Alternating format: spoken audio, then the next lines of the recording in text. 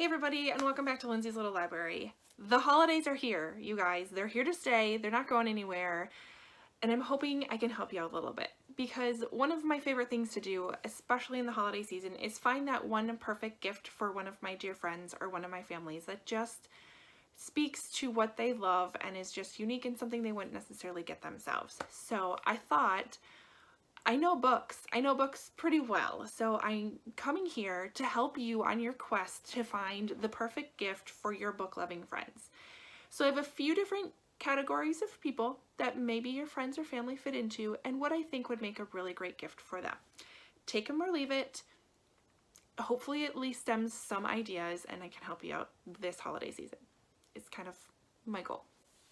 Okay, so bookish friend number one is the one who has read them all. Okay? This one's tough, right? Because you don't really know where they're at or what they're looking. They've read them all. I mean, anytime you mention a book, oh yeah, I've read that, or I have that, right? I might be describing myself a little bit, but there are other things you can do.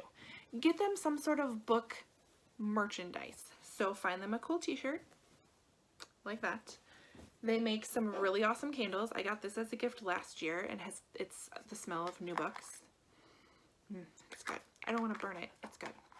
But this came from Luminous Candles. I don't even know what it is. Oh, made in Florida. But get them a bookish candle. The other thought is, what is super, super popular right now are book sleeves. You can find them on Etsy. You can make them yourself. Trust me. I'll leave a link to a video below.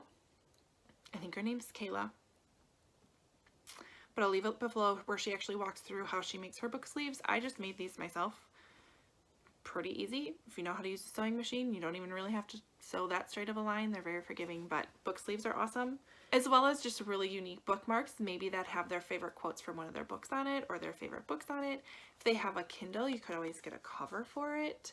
Even if they have one, I like to, switch it up every once in a while. And it's not necessarily something I'd buy myself because I already have a cover. But if somebody got me one that maybe, again, spoke to one of my favorite books, it'd be a cool bonus. So don't get them books. Get them bookish swag. All right, what about that friend that is kind of new to loving books with you, right? They haven't read in a while and they're just kind of getting back into it, and they're really just reading along with you, whether they joined book club with you or they're just kind of following along in your footsteps. What do you get them? My advice is to give them a book by one of your favorite authors. So my go-to gift for my new bookish friends is usually something by Colleen Hoover. They're short. They grab your attention. They're not super complex, yet they have all the feels. So hopefully we'll get them hooked. So definitely I would go with favorite author, but less than 300 pages. Don't want to overwhelm them too much, right? What about those kids in your life, right? Maybe you have nieces or nephews, maybe there's a neighbor, whoever that might be. But I started doing this with my daughter this summer. Amazon has a kids book like subscription box you can get, and I'm so impressed by the books that I'm getting in there. So you could get that box, maybe get one box or get maybe a number of months of boxes. I don't know. You can pick to have that subscription delivered every month, every other month, or every 3 months. And so I think we're doing every other month right now. It's less than $20 and you get some really, really sweet books. So the other thing that's really great is they'll send an email and tell you the 2 books that are in the box. If you're not interested, you can swap them out for other options. So we did that. We actually swapped it out for These Darn Squirrels by Adam Rubin. Super cute book. This one kind of spoke to not only my 7-year-old daughter, but my 5-year-old son really enjoys listening to it. And I just love the illustrations, are super fun. They also have your traditional middle grade chapter books. So this is The Mouse with the Question Mark Tail by Richard Peck. And so these are more books I read with her, but there's a huge variety of age ranges that it does fulfill. So definitely check out Amazon subscription box. We've been loving it. We've been doing it for, I think, 6 months. We've been having them come. Emily gets super, super excited when they come. She loves it that it comes with her name on it. It's a different type of packaging, and she's read We haven't read The Mouse with a Question Mark Tail yet. I want to say there's only like 2 we haven't read that we've gotten over the last 6 months. So it's been really, really good. All right, next up, what about that new release lover that you have that just is always on top of wanting to get the newest, latest, and greatest books?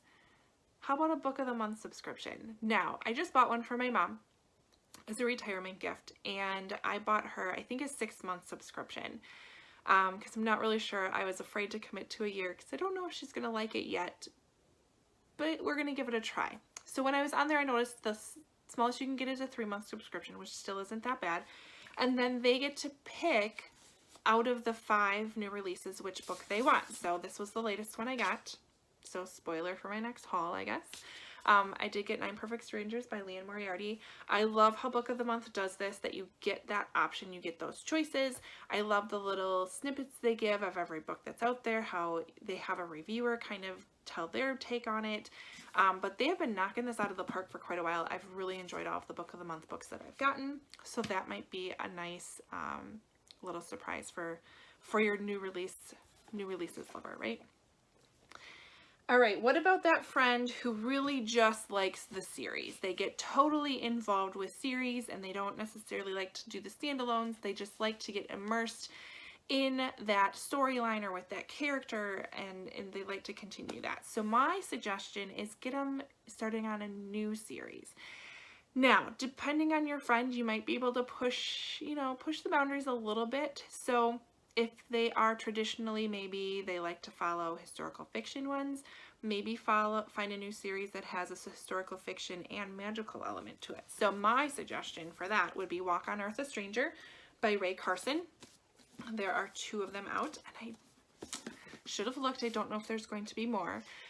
But this is a really great suggestion. They're really easy reads. It has definitely the historical fiction feel to it, but there's a magical element in it because the main character, Lee, can sense gold.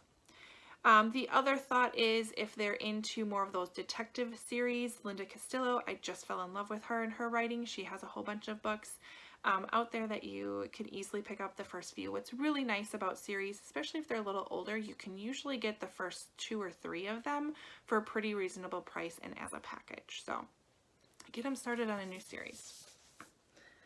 All right, my historical fiction fans out there, this is where you might need to do a little research with these friends and try to figure out what era do they really like the most. Are they looking for more Civil War books? Are they looking for more civil rights movement? Are they looking at World War II, World War I? Whatever that might be, and try to find a book that fits in with that era. Does that make sense? Hopefully. So and my other suggestion is try to find something that maybe, for example, World War II historical fiction tends to follow more of the Jews and the concentration camps. There's a lot of books about that. Try to find a different spin on it. So Secrets of a Charmed Life by Susan Meisner follows the Blitz that happened in London. And what happened during World War II is a lot of people in the big city would send their kids to live with people in the country. Sometimes they didn't even know who these people were. So this follows the 2 girls that were sent off to live in the country and kind of what happens with them. Really great book. The other one that I suggest is Winter Garden by Kristen Hanna. This follows more of the Soviet side of the war, okay? And what happened in Leningrad and so sad what happened with that and with Stalin. So this just follows another aspect of that time. The other suggestion I have for historical fiction fans is if you can find a book that's written as a diary, again, it's another unique take on that kind of historical fiction feel. So the one I have is The Diary of Maddie Spencer by Sandra Dallas. Totally written in diary form. This kind of takes place on the frontier, but really, really interesting and just a different format. So that might be worth checking out. All right, what about my book club loving friends? They come to book club, they read the book for book club, and they don't do all that much more, but they just love coming to book club for that kind of extra little socialization. I recently read a book with my book club, so maybe get them a book-related book, right? I suggest The Dirty Book Club by Lacey Harrison. It does take place within a book club. It is hilarious. I have tabbed this because it is so funny. So funny. So lighthearted, fun book to read. hopefully gets them reading more than just the book club. Even if they don't, it's fine. My last category is the thrill seeker, right? So for this one, I have a couple of thoughts. So they're always out there. They want to be scared. They want a high intense book that keeps them interested. So my one thought is to, again, find their favorite author and maybe buy something that might be a little older. Or I've recently been reading psychological thrillers that are set within my own state or around where I live. So one of them is The Marsh King's Daughter, which was set in the Upper Peninsula of Michigan, which is not far from where I am in Wisconsin. It just brought an extra little element because I know that area. I know what this is like. The other one I just read was Leave No Trace by Lindsey Mugerauer. This is set in the Boundary Waters in Minnesota, and it made the book better because I was literally going to Minnesota that weekend. So it just had an extra element to it. So my suggestion for your thrill seeker is try to find a thriller set in their own kind of region of where they live. It adds a little something to it. And maybe we'll introduce them to an author that they haven't heard of before. So of course, with all of these things, make sure you're checking out Goodreads pages and kind of understanding what they have and what they haven't read. And just doing a little research will definitely put a little extra heart into the gift that you're giving for your book-loving friends. So what are your ideas? Do you have any kind of go-to thoughts when it comes to book gifting? Leave them below in the comments, and like and subscribe. Otherwise, guys, have a happy holiday season and good luck. We'll talk to you soon.